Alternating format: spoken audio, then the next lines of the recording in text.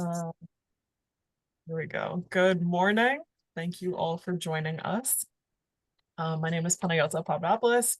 I am the Training and Education Advocate here at Turning Point of Lehigh Valley. And today we're going to be talking a little bit about child abuse prevention. So thank you all for joining us. As people start to funnel in, I'm actually just going to share a couple things in the chat really quick.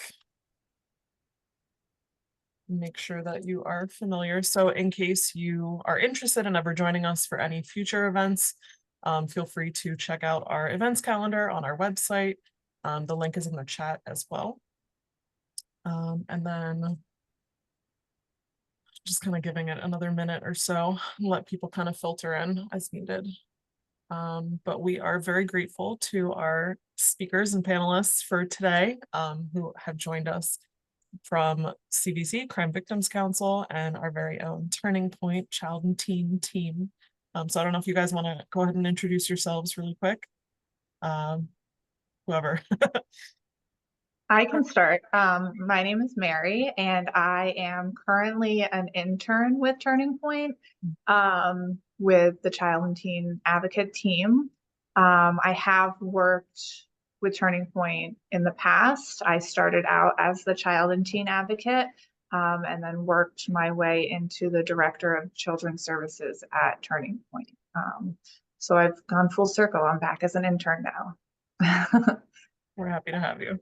Thank you. And I'm Geraldine. I'm the Child and Teen Advocate. So I've been here for, I think it's gonna be 4 years this August. And I work in the safe house and also in the community with kids. Yeah. Go ahead, Sarah. I'm Sarah. I am with Crime Victims Council. I am the supervisor of volunteers, crisis advocacy, and special events here at the agency. I've been here for going on pretty close to 19 years. And so wear a lot of hats, but do a lot with managing our 24-hour hotline, and supervising our volunteers and the staff that man the hotline and respond to calls, going out to hospitals, things like that. I do a lot of medical advocacy with the nurses, so that victims are getting the best treatment possible, and working on a lot of things like our vigil that's coming up next week and a lot of different things. And I am Bethany Ebner. I have been at the agency going on 3 years, started as an educator for our primarily youth and early adulthood. So pretty much middle school all the way through college. But currently in my role now, I'm the lead of the department. So I get to oversee our new generation of educators, and they're killing it. So feel free to see us around the valley with Panayota. I know we really do see each other a lot around. We do. So as we begin, just a quick notice of confidentiality and for safety of others who are here. We do ask, you're welcome to message in the chat. We do ask that you don't share specific information or identifying information if it's specific to the topic and or a disclosure. But if you do have any questions or discussion thoughts, feel free to place it in the chat or in the Q&A feature. We also recognize that this is a difficult subject in the topic of child abuse. So if you need a break or aren't comfortable taking in this information now, this will be offered as a recording on demand. So you can always come back to it when you feel in that right headspace to do so. We do know that it is important to have these conversations, however, so we know that we want this information to be available because awareness and education can really help keep our kids safe. Also, last but not least, sorry, a couple housekeeping items. We do have a survey upon exiting the meeting. So in that survey, you will be provided the option to receive a certificate of attendance for this. So if you need that, feel free to complete the survey. And if you do have any future training requests or materials, I'll go ahead and put our email in the chat. But I'm going to ask really quick before we begin, I'm curious how many of you are mandated reporters. So I'm going to have a poll that pops up. Feel free to respond as you receive it.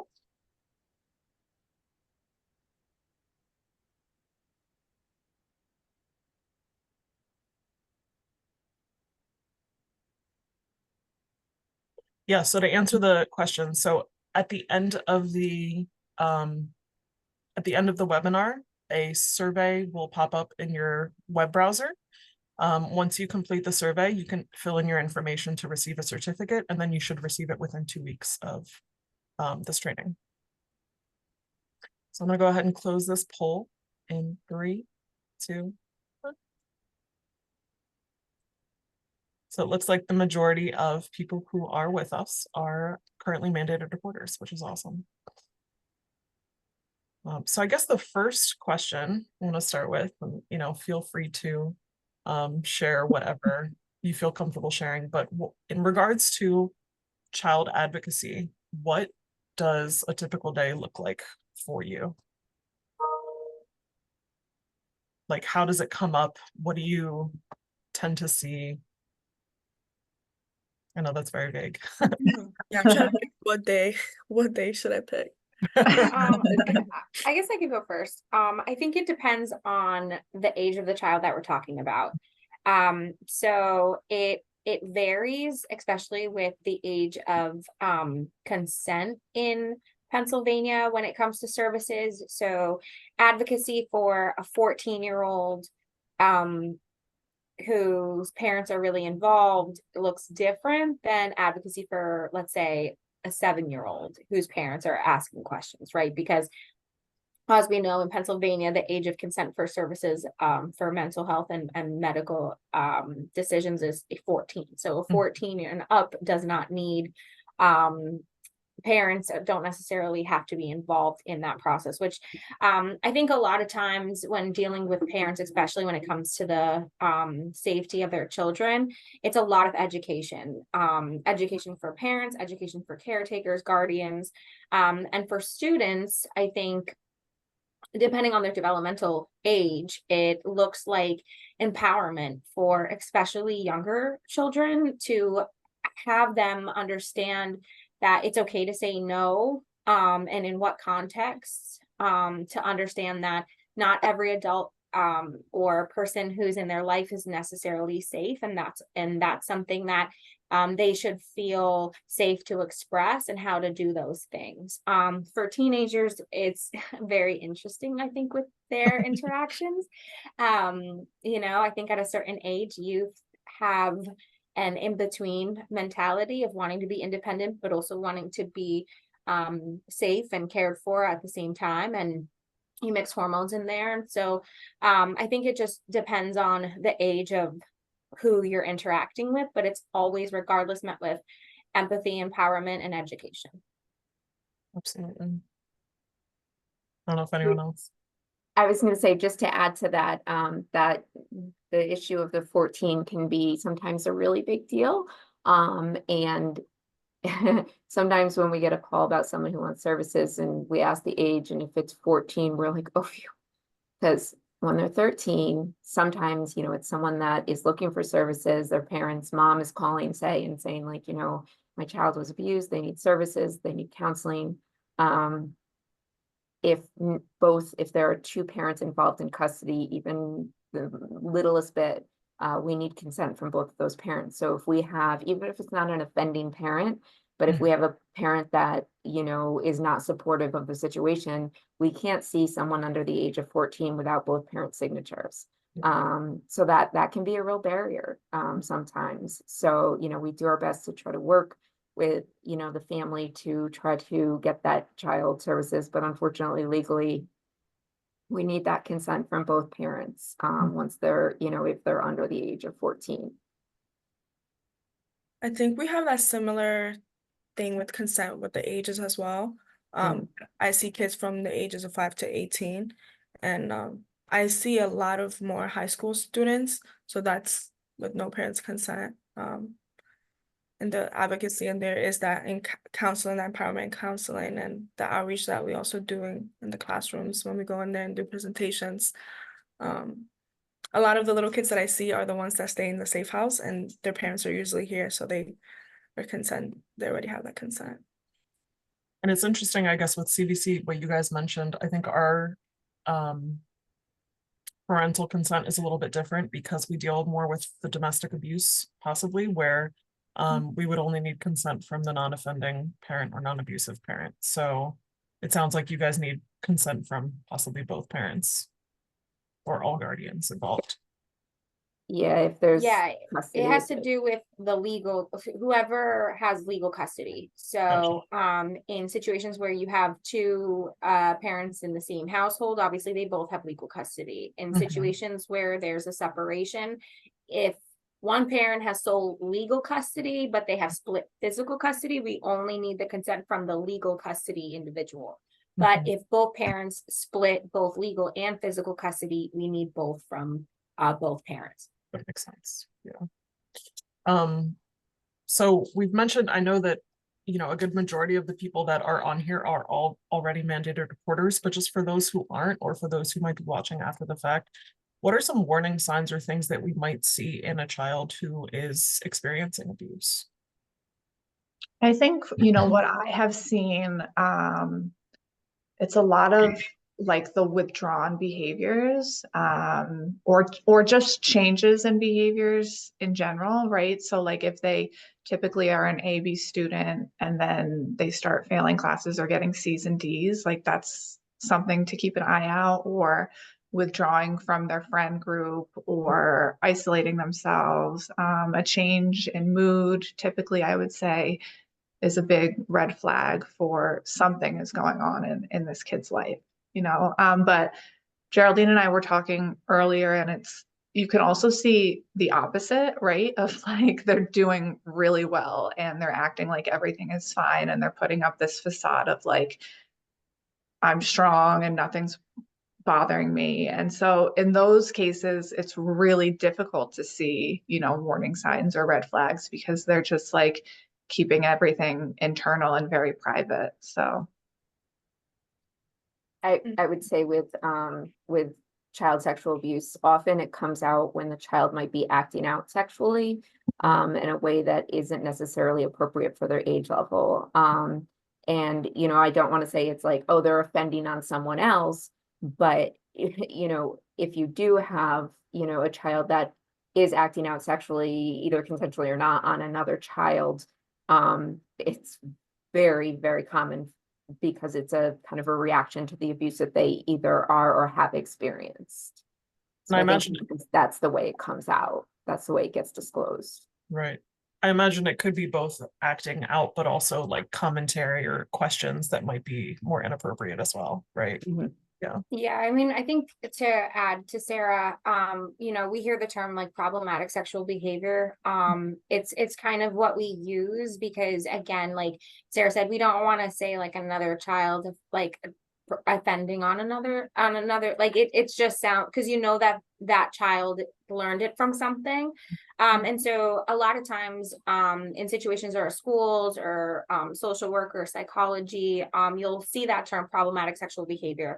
And it doesn't always necessarily mean that there's abuse or some type of thing, but I think Sarah hit it on the nail. It's their is what they're doing or saying or acting developmentally appropriate. And so developmental regressions are also a really big sign of something kind of going on with a child. So if you see a child who is potty trained and perfectly fine, and now all of a sudden they're having issues holding their bladder, or if you notice the ways in which art is a really great expression for younger children. And so if you're noticing their crafts or in school assignments, that the way that they're drawing or words that they're writing on their assignments often can be signs or red flags for, teachers, caregivers, babysitters, those types of things. I think it's also really important to understand that a lot of times children do disclose, but they don't have the language for it.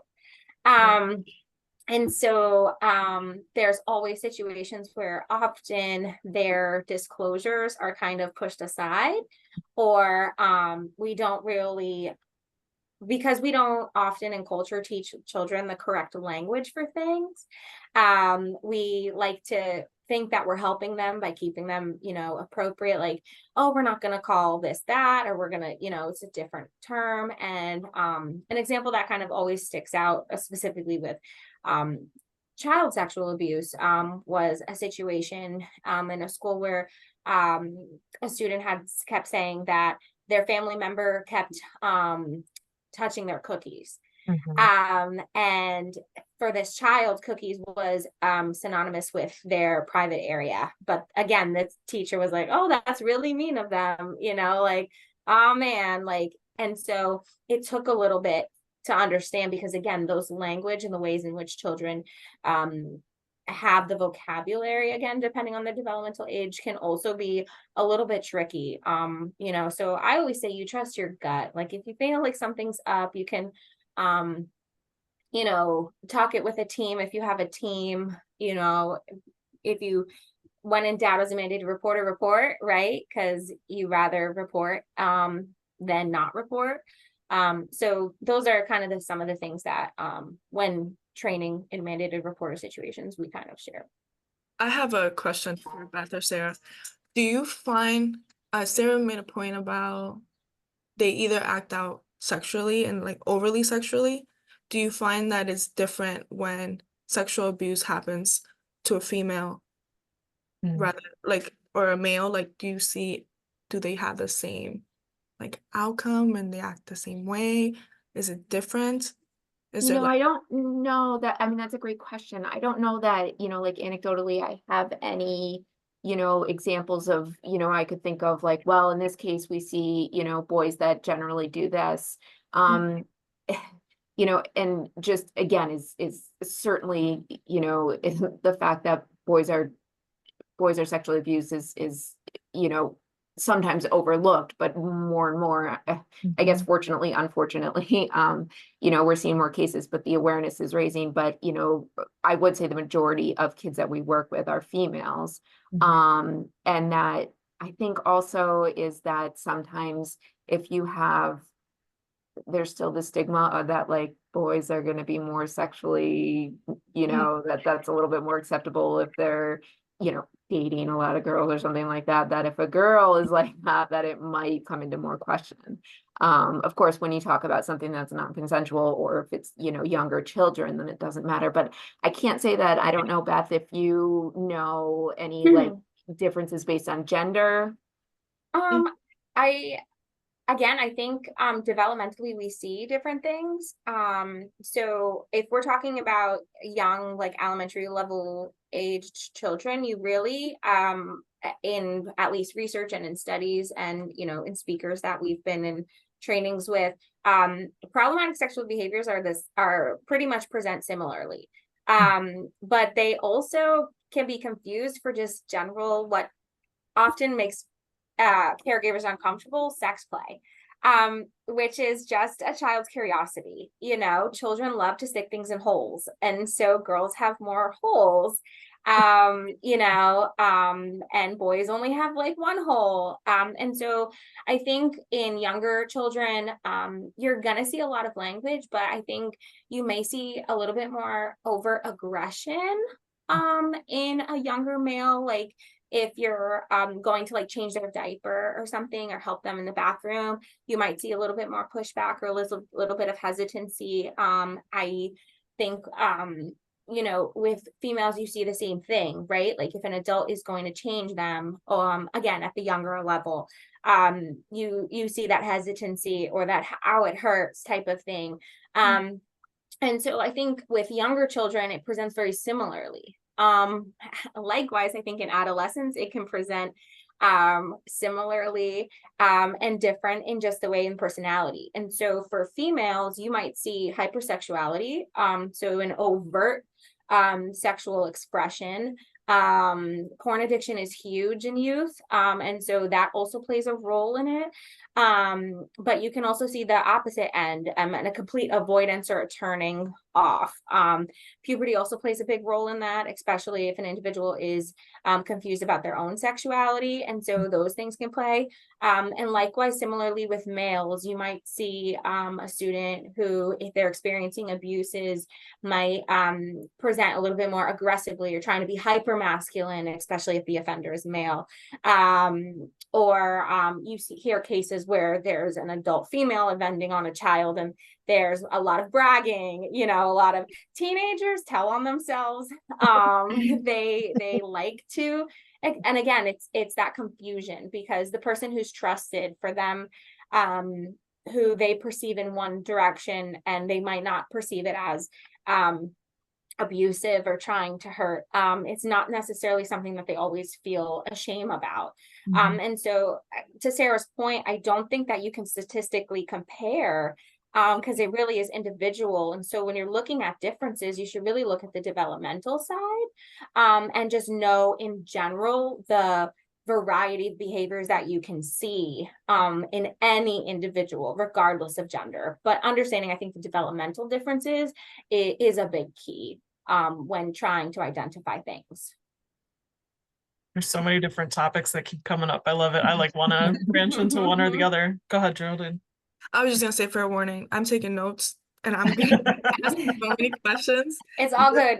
Call me after, we can talk. I know, I was like, I have to Here's the thing though, I think that like it's important for us to share that like all of us are still learning, right? That there's always room for growth. There's always room for us to be the best advocates that we can be, whether we're here on a panel, whether we're, you know, parents at home, like there's always room for learning and growth. And I think it's great personally, but obviously I'm a little biased being a training and education advocate. How common, like how common does this occur? Whether child abuse, child sexual abuse, you know, statistically speaking? I can speak, you know, in regards to like the co-occurrence of domestic violence and child abuse.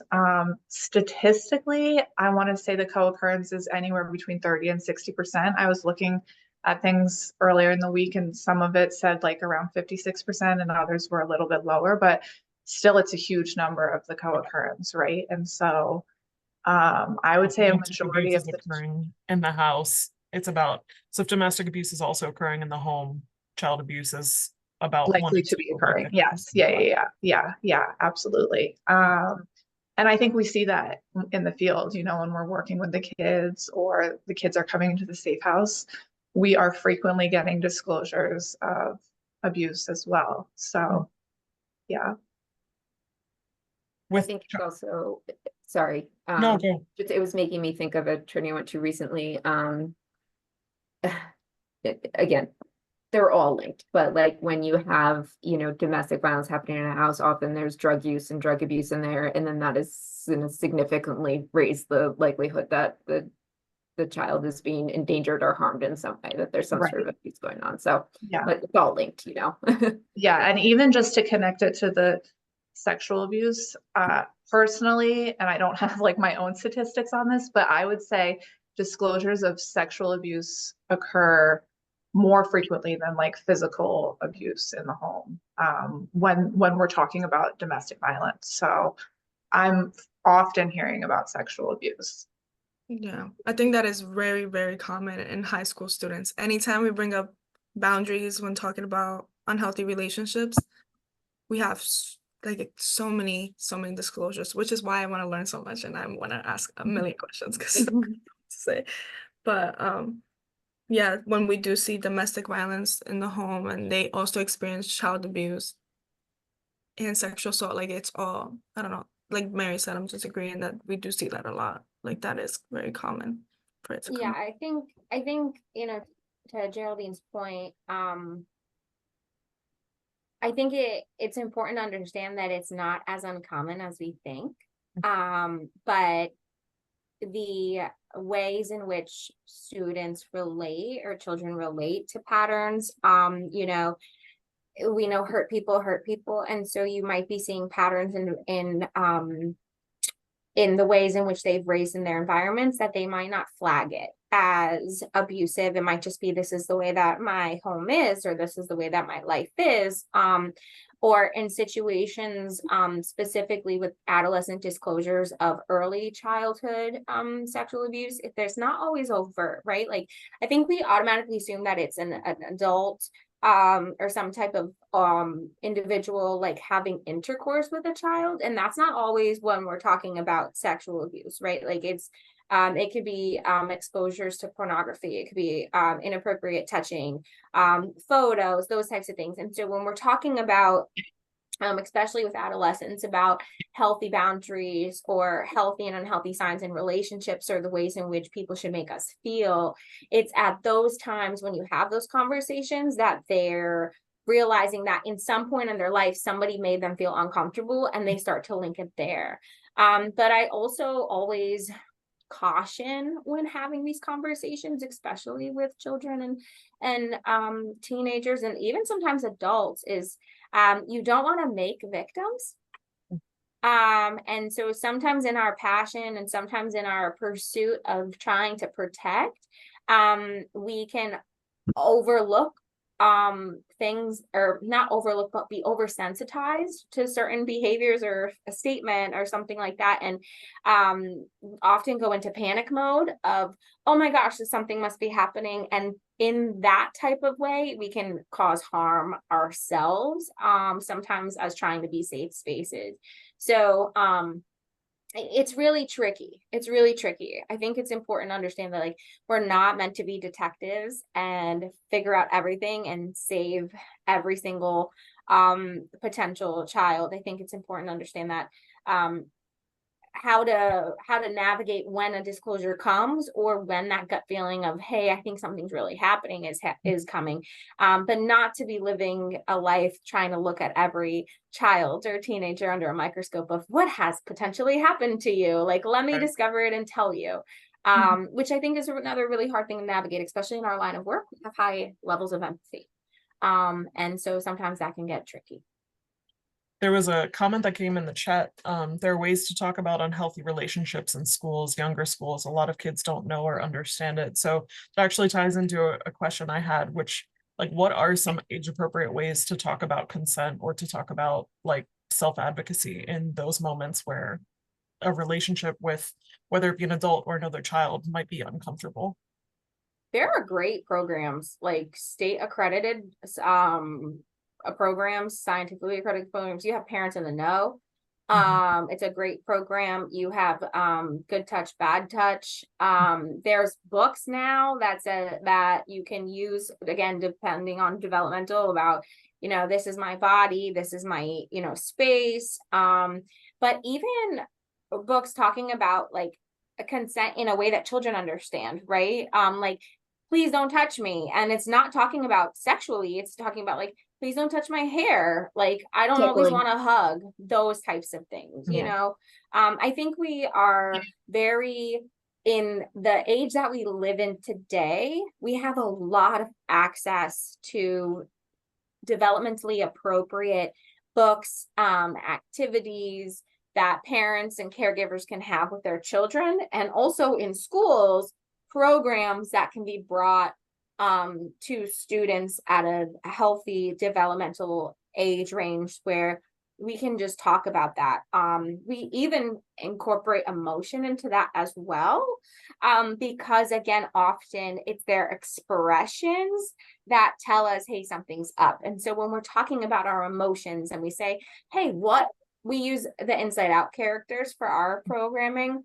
And so when we have, anger, we say, hey, what are things that make us angry, right? And again, listening. We have the Discuss character. What do things make us feel icky, right? And some students might say slime or dirt or worms, but then you might have a student that says like, so-and-so, and you're like, oh, why does so-and-so make you feel icky, right? And so it's being prepared in wanting to educate, to also be prepared to handle if a student is to say something, or a child is to say something that we're not necessarily, we all think we're expecting it because we're having this conversation, and then it happens and we're like, oh, okay, and then, the tables start turning. And so, but there's a plethora of research and resources out there for really anybody who wants to know. We have There's- a bunch of library, right, Sarah? We have so many. There's a set of books that I wish I grabbed that I love, and it's 3 or 4 books, and I can't remember what the names on it, but it seriously is basically like sex education from like preschool on up. And a lot of people are like, oh, no, but that's not what it is. It's not sex. It's about your body. It's about knowing your body, and and like the ability that bodily autonomy, and that whether it's like Beth said, like it's simple as touching your hair or tickling or hugging, and that and it is, and it's also, but one thing that we have to remember is we want to empower kids, and we want them to be comfortable, being able to say no, but abusers are smart. They know what they're doing. They know the tricks. Otherwise, they would not be successful. And so we have to, as adults, be extremely aware of things that might be red flags, and that to be really intuitive, and again, not be hypersensitive and say like, oh my gosh, that child once looked at porn on the internet, they must be sexually being abused. I mean, that would be the internet, right? But it's an adult responsibility to protect kids. It really is. And while it would be wonderful if every kid that was being abused would come forward and say, this is what's happening to me, I learned when I was 7 that, and now this is, but it unfortunately, because there's so much grooming and kind of that they're desensitized to it, and it's normalized for them. They're embarrassed about it. All the awareness in the world is great, but it's not just, if we tell a kid what it is and what's looked for and stuff, we can't just trust that, oh, they're going to be good. Because unfortunately abusers, like I said, it makes me feel icky to say, but they are smart. They know what they're doing. They do. Yeah, and I think Sarah made a really good point about like, just because you hear like a child has seen porn or researched it, we live in a very hypersexualized society, and it's just now starting those arguments about the dangers of pornography in developmental ages, and how with the brain, there's a nonprofit by the name of Culture Refrained, if anybody's interested, who specializes in this. Like, porn is their thing, and its effects on adolescents, but they share a really important statistic that I think often it makes us uncomfortable, but for adolescent males or male children, their earliest exposure to porn is 7, and for females it's 10. So, and it's not always necessarily by an abuser. It could be by their neighbor who sent them a link. It could be they Google, they're curious. And so because we're not having consent conversations, relationship conversations in school, when questions and curiosity come up, especially when puberty is starting to hit with students, they're going to Google, and what Google pops up is pornography. And so even though there are indicators, and pornography is part of, for all those who complete a mandated reporter training, is part of one of the things for abuse, it's also something to have a contextual conversation with. Now, if you're seeing like a 4-year-old or a 5-year-old, who's like, this is what I saw at home, again, we have to lay in those developmental factors. But yeah, to Sarah's point, like sometimes it's not always red flag thing. You have to really look at all the parameters, not just focus on one potential symptom or factor.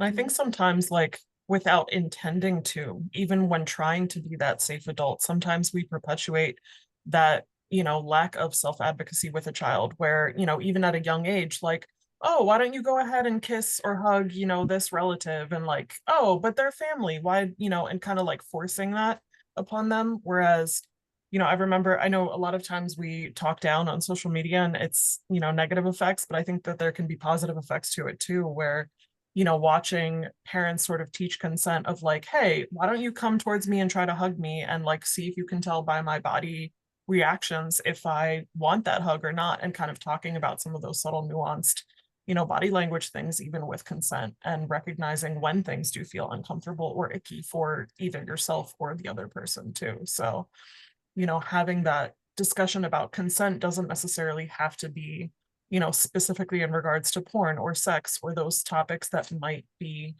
might feel a bit more age inappropriate. But even just the concept of like, it's my body and it's okay if I say like, I would rather wave at this person or high five them instead of hug them. So. And I think that the stuff that I see in my work is that elementary school kids sound like middle school kids, and middle school kids sound like high school kids. So they're all experiencing like the same type of thing. So if a fifth grader is, to me, is saying, oh yeah, he's cheating on her and he touched her inappropriately, like, and it sounds like I'm in sixth grade or in middle school, and we hear that all the time. So I think parents have this thing that like, oh, my kid doesn't know anything. Like he doesn't know that. And like kids know so much. And when we don't give them an explanation, or their favorite question is why, and we don't answer that why, they'll find their own whys. So like I was thinking about how Beth was saying her point, and I was like, wait, we see this everywhere. Like we should be telling kids and educate them on consent. And it doesn't have to be about sexual stuff. It could just be giving them choices, even like, hey, do you want to wear this clothes or do you want to wear this clothes? And they're just like, know that they have the right to have choices. So, yeah. Yeah, I think there's a lot of creative ways to like teach consent to younger children, and I like that example, Geraldine, of like just giving choices and allowing them to make decisions. And I know as a parent of a toddler, it can be exhausting and overwhelming, like to give so many choices, but I think it also is necessary to like allow them to you're teaching them that they have autonomy to their body and things that they can do to move forward to like make healthier choices in their teenage years or adulthood or in the future. So one thing that sometimes comes up with this conversation is sort of the topic of discipline versus child abuse, right? How, naturally there are so many different cultures in, the Lehigh Valley alone, let alone the whole nation. But, when we have that conversation of discipline versus child abuse, like where is the line drawn? How do we know like what is appropriate discipline versus what is something to report? I mean, I think according to, the mandated reporting law or the child abuse law, discipline is causing serious injury or harming someone with intent to cause injury. And so, I know in the state of Pennsylvania, it's okay to like slap your kid if you're not causing physical harm or your intent isn't to cause serious physical pain or impairment or injury. I don't want to say it's okay to, but it's allowed to. And so I think the discipline versus abuse is outlined in those laws that are out there. Yeah, it's a cultural question. I mean, It's a fine, it's a really difficult question. a fine line. It's not just even cultural, it's also generational. I mean, I grew up like, personally, like, my parents never put their hands on us, but that doesn't mean they didn't threaten to, like we're Hispanic, like we're a little fiery, everybody knows the chancleta, that like you get things thrown, like it just is. But you have, so you have generational things, boomers are very different than, Gen Z, Gen X, Gen Y, millennials. So we all, I think, have different perceptions of it. And, as people say, knowledge is power. I think it also can add a lot of complications because as much as we think we're knowledgeable, like you also have a lot of different cultural components. And so I think when we're looking at Pennsylvania, to Mary's point, like there are legal parameters. My husband's a police officer, and he'll say, listen, I don't agree with what this parent did. And I'll be like, why didn't you do something? He'll be like, there's nothing illegal about what that parent did. but I don't think necessarily legal is always our parameter of whether or not that child's safe, right? And so I think that's where the child abuse laws and mandates come in, right? Because it's not just knowingly, right? It's negligently, when there's a negligence there or the suspect that it could have been, right? Like I might not be physically harming my child by locking them in a closet and not giving them dinner because they didn't do their homework, but I might be psychologically harming my child, right? And that's still child abuse, right? And so I think a lot of times we focus on if we leave a mark, then that's a problem, but physical abuse isn't the only thing when it comes to abuse of a child. Sexual abuse isn't the only thing that comes to abuse of a child. You have psychological abuse, you have emotional abuse, and I think often those are underreported because they don't leave a mark that we can Right, see. it's so hard to prove, and I think that's the unfortunate thing about some of the mandated services that are in place. It's like the laws are so very black and white. There's no room for that gray area. And yeah. Well, it's interesting you mention about, legal maybe should not be our deciding factor as to whether something is okay or not. And the thought just came to mind. I know a lot of times when we talk about domestic abuse, when we're training, how, the phrase rule of thumb is something that is so perpetuated in society that we use so frequently, but a lot of people don't realize that that actually came from a law, which was that, husbands could abuse their wives as long as whatever they were using wasn't any thicker than their thumb. So that rule of thumb concept, it was legal. Does it make it okay? Obviously not. And that, I think that only became illegal in the early 1900s, if I'm not mistaken. So, I mean, considering that less than 100 years ago, give or take, that was still legal. So yeah, just an interesting. And this, I think the other thing is when you talk about discipline versus abuse, and again, not knowing who else is in this room besides, the five of us, but, not being an investigator or anything like that, it's not, kind of our responsibility. We have to kind of in a way trust our gut and know the laws and things like that. But I think that a lot more training needs to be done with medical, personnel to recognize, because I've heard from doctors and investigators some of the excuses that parents come up with, and I was in the hospital with a sexual assault victim, and a child came in with a broken arm, and the story the parents told, I was like, stay in your lane, Sarah, stay in your lane, stay in your lane. Cause I was like, and I could even, tell that the doctors were kind of like, meh, but I think a lot of training needs to be done with, the people that are, really investigating and, with physical abuse or serious physical injury, there has to be that medical report with it. And so, again, is we can, make a judgment call on, if we see a mark on a child, or if a child describes some sort of discipline that we feel like crosses a line, it's our responsibility to make that report, even if we're not sure. But when it comes down to actually taking action to keep that child safe, the investigators and the medical professionals definitely need, extensive training and know what to look for and the kind of less obvious things. So. And I think and cultures, I can only speak for Hispanic culture since I'm Hispanic, and a lot of the students that I see are Hispanic, but it is so normalized to be abused, and they don't see it like that. They'll say oh no, that's how he got us in check, or my mom had a special cream for me when she did hit me. And you can as a counselor, you don't want to be like, that's abuse. They're doing that, but then you want, I don't know, I always struggle with putting words to that for kids, but sometimes they do need that because it's so normal for them to just get a hit and be like, no, that's how I listen, or that's how it is.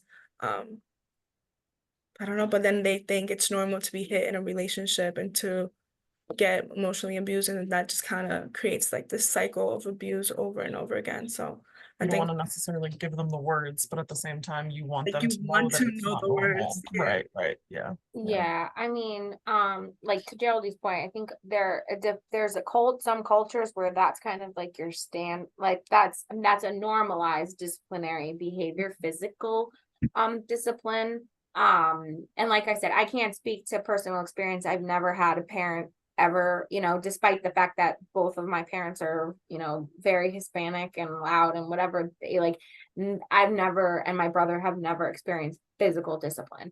But I think that again, it's hard because there's also this perimeter of what we grew up with sometimes, skewing perspectives. And we as a society often have, judgments. And so even though as counselors, as many reporters, we can see the connections on how this can develop into something else later down the line. Again, it's not always our place if then you're looking at the laws that we are required to report in, or that consider it criminal, so to speak.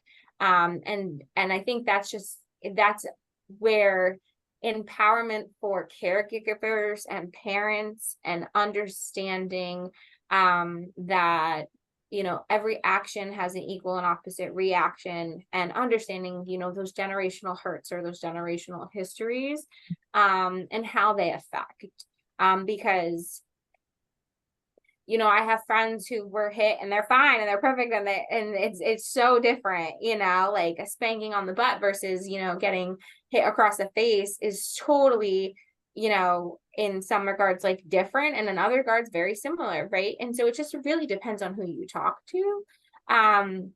And I think it'll always be a cloudy subject. I don't think that we will ever get the right answer, or get everybody to agree on the right answer ever. So I know we're kind of narrowing down to our end of time, and I know this conversation could probably go for another like 4 hours, if not more. But for any parents or caregivers who might be watching, is there something that you would advise or wish that they knew about the child who might be going through abuse? One of the things I hear kids say that they wish kids are very angry that they have to talk to therapists and counselors, and they would rather talk to mom and dad. Like they want to talk to mom and dad about it. But I know that parents feel like the shame and guilt when things like that happen, and kind of take over the child's pain. It's like, well, I felt really bad when it happened to you, and I wasn't there for you. And then the kid doesn't have anything to share no more because now there's like a guilt.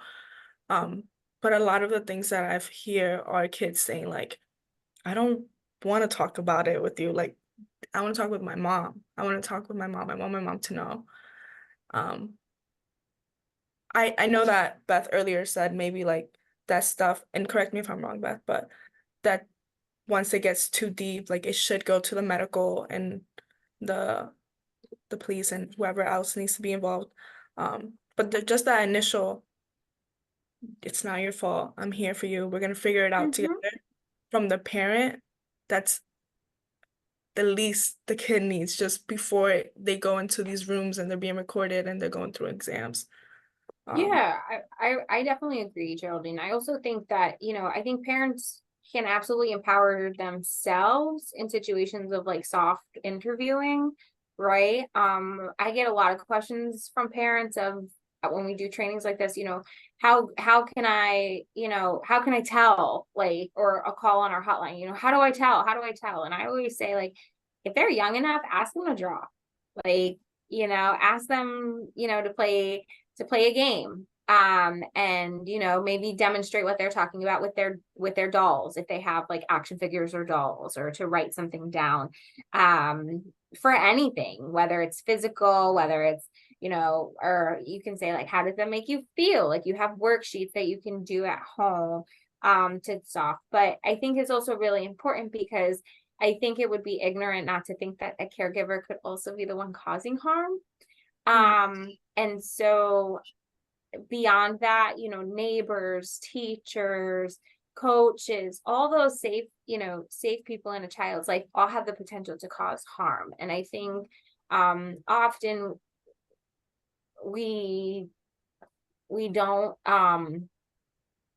think of the possibility that in teaching parents sometimes the skills on how to notice or see that there can also be a tainting of those types of things as well. And so I think for, if we're assuming that we're talking to non-offending parents, there are ways, and similar thing, you trust your gut. Like, you are the expert of your child, you know your child. And so if something feels weird, even if you don't think you have proof of it, you protect at all costs. And at the same time, though, when you're not an investigator, so you don't have to feel like you have to have all the facts, and you have to, interrogate your child and You should make sure that you interrogate have your child. yeah, like you don't need to have all the proof and all those things. Like, that's why you partner with professionals.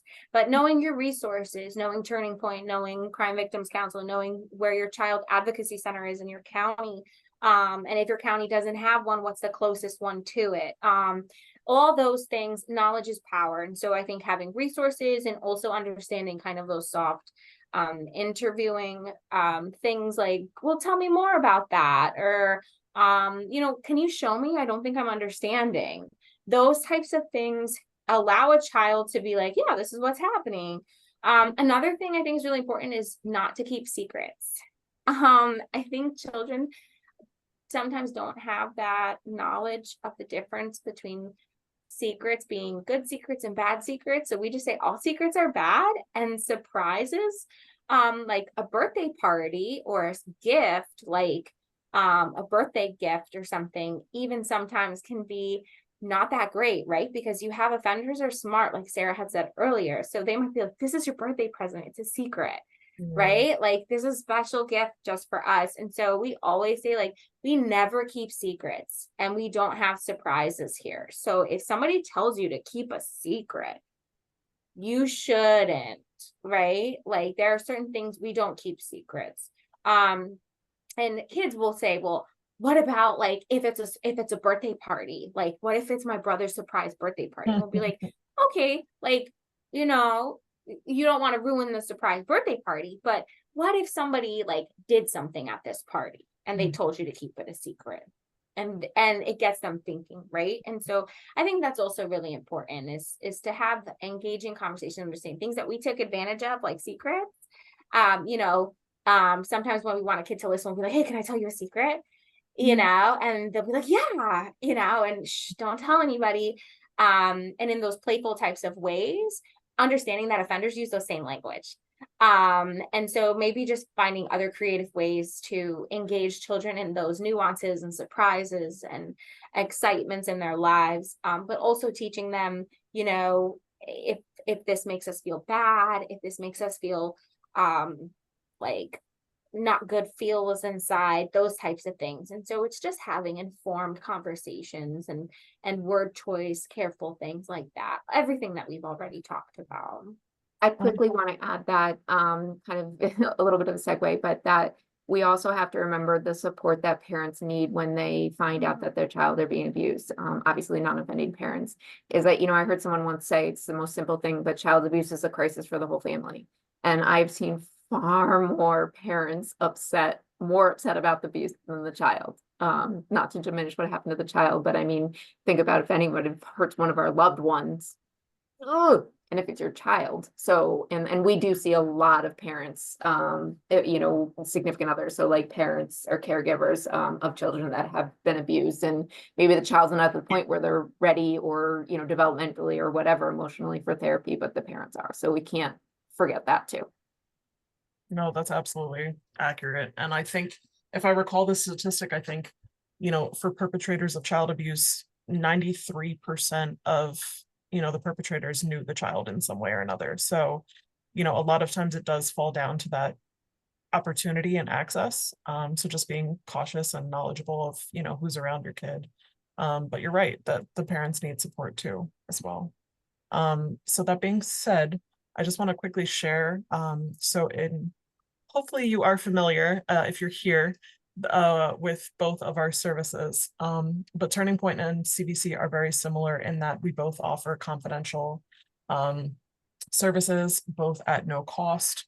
We all have 24/7 helpline numbers. You know, we offer court accompaniment, counseling, and outreach education.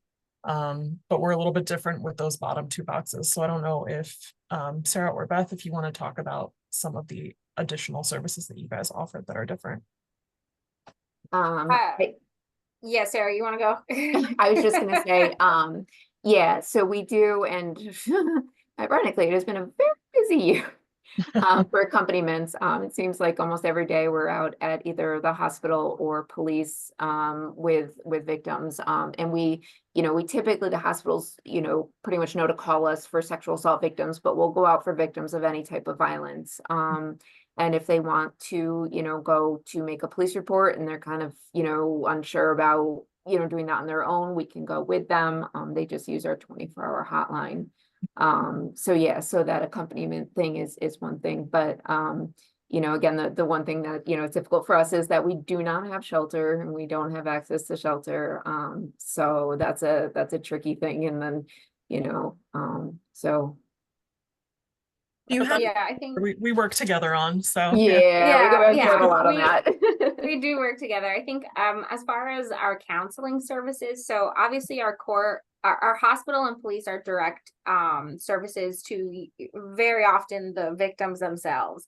Our court accompaniment and our counseling services often include what we call significant others. So in our system of significant others, anybody who's not the direct victim of the crime. So for us, we are crime specific. And so often we get the questions like, well, like we're having behavioral issues. Okay, but for our counseling services, we might not necessarily, it has to be crime related because of our funding. And so that often gets a little bit skewed because we do have licensed counselors that it's counseling for all types.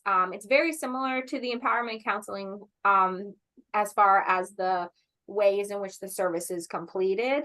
Our counselors are licensed and offer that additional credential. But what's interesting about our counseling services is that ages 5 and up, whether the victim or the sibling or the friend or the whoever, anybody who feels impacted by something that has occurred and it is causing them deep distress, specifically, we work in that regard. And so often we get calls about, just for the survivor, and sometimes the family is like, could I also be seen? And we're like, of course, yes. So we always say, when in doubt, call our hotline, and we can talk through individual situations or circumstances. And if we can't help you, we definitely will find the resource that can. absolutely. Yeah, same, with us as well, that when in doubt of, is this abuse? Is it not? Feel free to call the helpline, feel free to talk to somebody, you know what I mean? Like, we are still here. We do have our safe house for those who are fleeing in an immediate danger of domestic and intimate partner abuse. And our counselors are a little different, that they are empowerment counselors. They're not necessarily credentialed therapists as they are at CBC, but we do provide that sort of guide through resources and support as well. So if you are interested at any point in any further materials or anything along those lines, information is in the chat. I don't know if CBC, if you guys have any information that you want to share in the chat as well, as far as who to contact if anyone has any further questions for you. But again, our hotline number really is probably the best way to go for any Us further as well. questions. Yeah. Yeah. So, and yeah, thank you guys for joining us. Like I said, I'm sure this conversation could go way longer. And there's so many questions that could still go further, but yeah, we're so grateful for your time and knowledge and experiences. So thank you. Well, thank you for having us. Thank you for having us. Thank you, everyone. Have a wonderful day, everyone. Stay safe.